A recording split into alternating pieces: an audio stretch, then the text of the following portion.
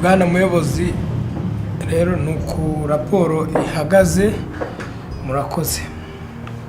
Nk'uko ushinzwe abakozi ndetse na kontabure bamaze kutugezaho raporo y'uko uruganda ruhagaze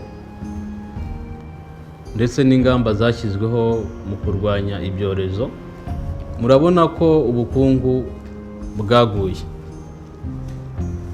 ndetse no kubona amafaranga yo guhemba abakozi bisigaye ari ingorabahizi.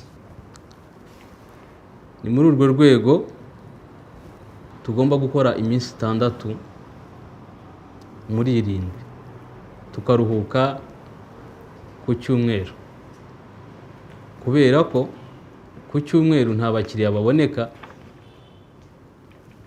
ndetse ku cyumweru niho haba na ka free day. Ndetse murabona ko ariho isi igana. Nanzuye ko tugomba gukora iminsi 6. Inama irasojwe, mugira akazi keza.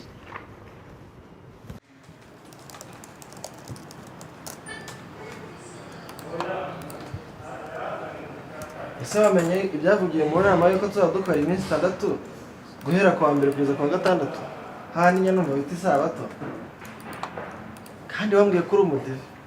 Ubwo uraza kubigenza ute? Shanda tekereza ko utaza kubura ubwenge. Kubona akazi hano hanze ntabwo ari ibintu byoroshye, rero naka ngaka uriho ntukiteshe. N'iki wita ubwenge Hugo? Kubaho Uwiteka nibwo bwenge. Ndabyumva nkeneye akazi, kandi koko ubuzima buragoye ndetse kubona kandi kazi hanze aha ntabwo byoroshye. Ariko nizera Imana yo mu ijuru.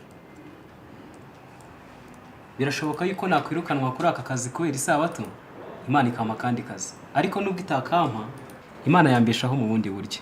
Ushatse kuvuga ko utazakora se? Nibyo rwose ntabwo nakora ku isabato Hugo. Aha, ndumva bitoroshye.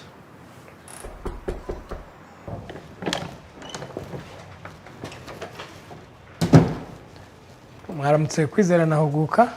Mwaramutse Human Resources. Se mwaba mwamenye imyanzuro y'inama yabaye hagati y'ubuyobozi na nyir'uruganda? Tuba twabohereje ama-email abakozi bose, ndatekereza namwe mwayimenye. Narinje kubaza rero Kwizera by'umwihariko niba imyanzuro y'inama azayikurikiza. Nkuko imyanzuro irimo irasobanutse, irumvikana, ni ugukora bitewe n'ikibazo cy'ubukungu kiri ku isi kigaragarira buri muntu wese, igihe cyatakaye kubera ibyorezo bitandukanye ndetse n'umurongo isi irimo ijyamo wo gukora cyane. Twavuze ko hazajya hakorwa iminsi 6. Ndatekereza rero ko ibyo bitagoye kubyumva, bitanagoye no kubikora.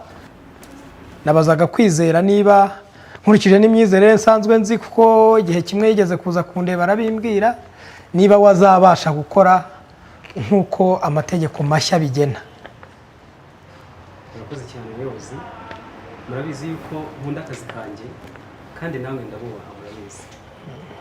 Icyakora ijambo ry'Imana rimbwira yuko usitaye ku itegeko rimwe aba yishe yose. Aka kazi niko kantungiye urugo, niko kantungiye umuryango. Umugore wanjye nta kazi afite, ni umushomeri, yewe n'abana banjye bariga, niko kamfasha kubishyura minerval. Ariko ntabwo nahangara guhemukira Imana yanjye kandi ngo mpemukire Yesu wampfiriye. Niyo bibaye ngombwa yuko mpitishwamo hagati y'akazi ndetse no kubaha Imana, guhitamo kubaha Imana niho umwanzuro wanjye. Ushatse kuvuga ko uzakora cyangwa utazakora? Magambo make. Nibyo, ntabwo nzakora ku isabato muyobozi wanjye Human Resources. Urambabaje cyane, usange mu biro.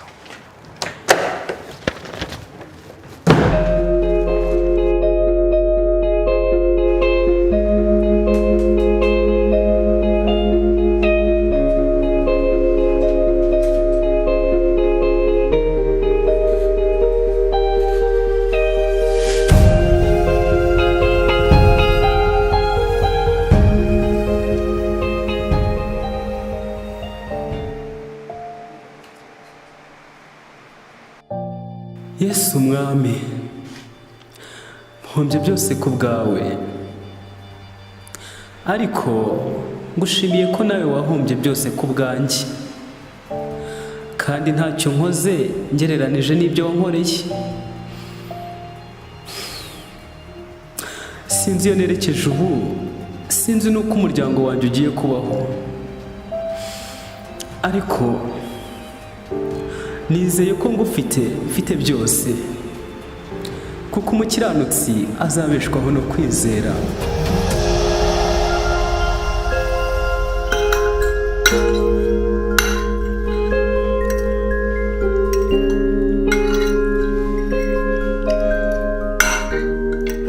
ariko mbona uri kurya utishimye, wabaye iki? Nahereye kare mbona wabaye, ariko sindi gusobanukirwa icyo wabaye. uyu munsi nasoma Bibiliya, nsoma mu gitabo cy'ibyahishuwe, mbona handitswemo ko hari abantu bazashyirwaho ikimenyetso cy'Imana. mbona ahandi handitswe ko hari abazashyirwaho ikimenyetso cy'inyamaswa, ariko ngo abo bazagira ibyago byinshi cyane, ndetse ngo bajye no mu muriro.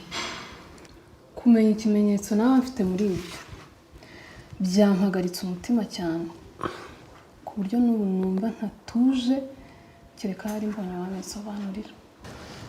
Nibyo ibyo bintu koko nibyo. Mu bigaragara hari ibintu birimo biba mu isi bidasobanutse. Ku isi yiriwe si kwirara, ibintu byinshi biraza byikubita ku bantu, kuko turi mu minsi ya nyuma. Mu minsi yashize hari n'imyanzuro yafashwe ku kazi, ifatwa na nyir'uruganda, ni mu nama twari twakoze. Ndibuka hari umugabo twirukanye, ni nanjye wamuhaye iretere, witwa Kwizera. Umugabo yari yarigeze kunyegera ampa igitabo cyitwa Intambara Ikomeye.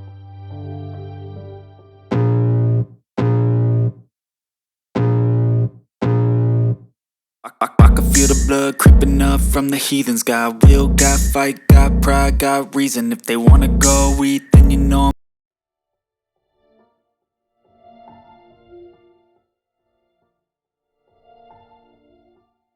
Ntago nagize n'umwanya wo kucyitaho no kugisoma, ariko ndabona kino ari cyo gihe cyo kuba twagisoma.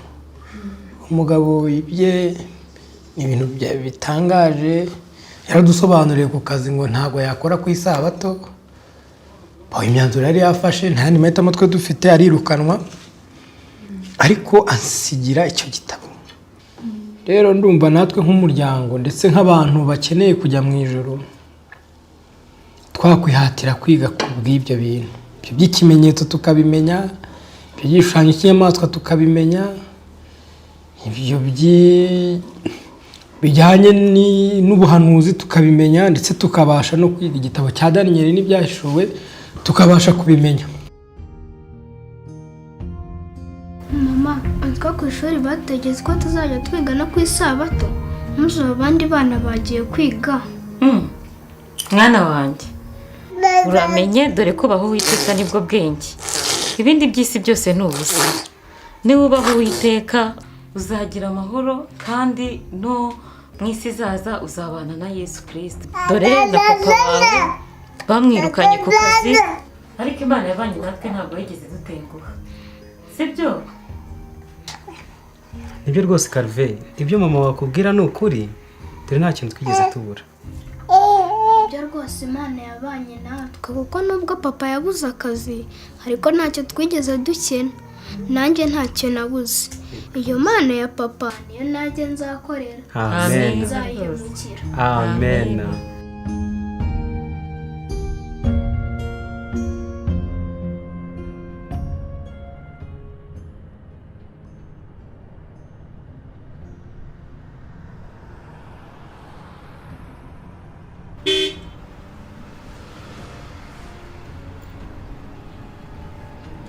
Papa, ubwo haje imodoka. Ni abashyitsi tugiye kugira uyu munsi se ku isabato?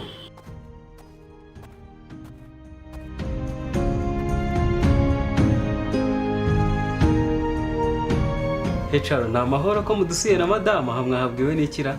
Ni amahoro rwose turagenzwa n'amahoro. Burya kuva cyagiye twakurikiranye amakuru yawe tuza kumenya ko uba hano. Ukuri ni umunezero utangaje kuba twongeye kubonana nyuma y'imyaka itambutse. Imana ishimwe cyane. Byiza rwose turabakiriye twishimiye kubabona. Murakoze cyane. Mama Carve, uyu mugabo rero ni human resource muri rwa ruganda nahoze nkoramo mbere yuko banyirukanira kudakora ku isabato. Turabishimiye rero kuba tubabonye mu muryango wacu uri kumwe na madamu wawe. Murakoze cyane.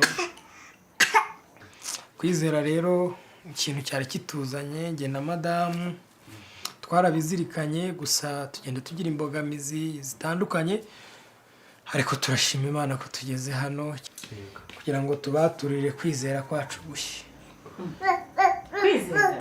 Kwizera gushya? Ni ukuri mwarakoze, Imana yabakoresheje ibikomeye. Kuri cya gitabo mwansigiye, buriya madamu nawe yaje gusoma Bibiliya, n'umuntu ukunda gusoma, asoma ibintu bitangaje byo byashuye igice cya 13. Biba ngombwa ko nibuka ko wari warigeze kumbwira ko nindamuka asomye kiriya gitabo byose nzabisobanukirwa. Twashushe nk'abakangurwa n'ibintu bijyanye no mu byashuye igice cya 13, aho bavuga ikimenyetso cy'inyamaswa, inyamaswa yaturutse mu gitaka, ukuntu izahatira aboroshye n'ab'umudendezo. Dusoma iby'inyamaswa yaturutse mu nyanja, ibyo byose dufata igitabo cy'intambara ikomeye.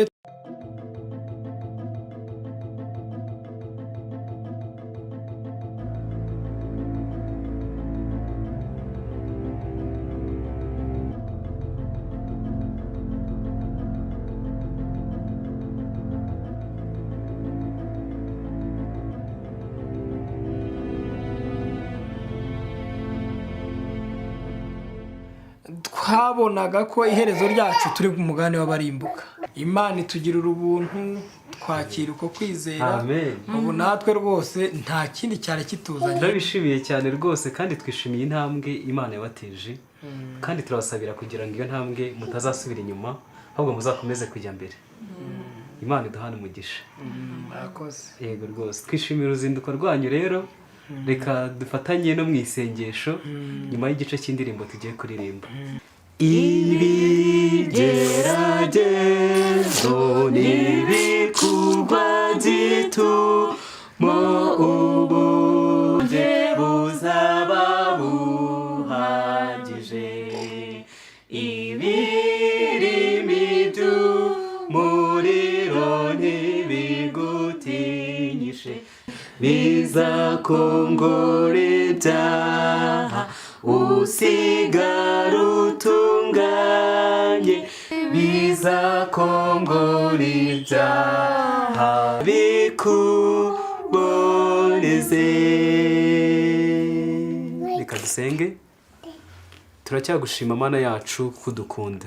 Turagushimye cyane ko wabanye natwe, waradufashije, ufasha mwene data umuyobozi wanjye mu ruganda ndetse n'umugore we, maze ubahishurira inzira nshyashya y'agakiza nk'uko natwe yiduhishuriye.